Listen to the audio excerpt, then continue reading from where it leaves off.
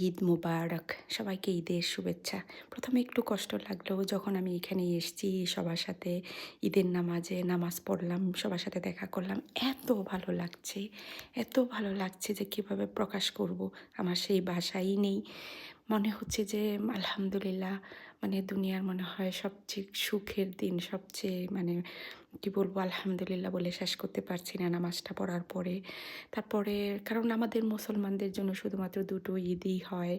আর এর মধ্যে একটা আমি আমার আম ছেলেদের সাথে পালন করতে সুদূর এসেছি। তারপরে নাস্তা খেতে যাওয়ার সময় দেখি যে রেস্টুরেন্ট বন্ধ। তো আমার ফ্রেন্ড আমাদেরকে নিয়ে এসছে এখানে। তারপরে একদমই নিজের হাতে পরোটা করলো, ডিম করলো, ছোলার তরকারি ছিল ওগুলো বের করতেছিল। আমি বললাম যে খাবো না। এত কিছু। তারপরে ওরা আমাদেরকে বাসায় দিয়ে গেল। হুম, বাসায় যাওয়ার পরে আমার ছেলে আমাকে হস্টেলে নিয়ে গেল। ওখানে যাওয়ার পরে বলছে, "মামি চলো মা কফি খেয়ে আসি বাহির থেকে।" তা আমি বললাম, "কফি কেন বাহিরে খেতে যাবো? তোমার ওইখানে বানাই।"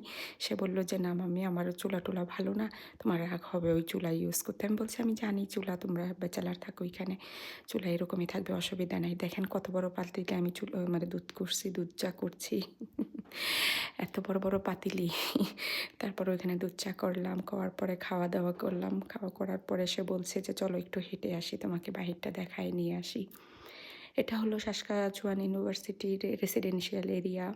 সবগুলা এরিয়া মানে বিল্ডিংয়ে স্টুডেন্টস বা গ্র্যাজুয়েটরাও থাকে। গ্র্যাজুয়েটের বিল্ডিং আছে সামনেরটা।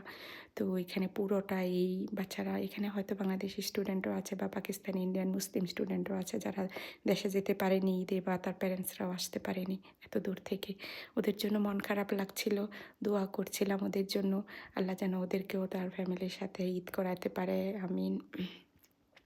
তারপরে আমার ছেলে দুপুরের জন্য বার্গার অর্ডার করলো। রাত্রে আমাদের আবার অন্য জায়গায় দাওয়াত আছে। আমরা ওইখানে যাবো।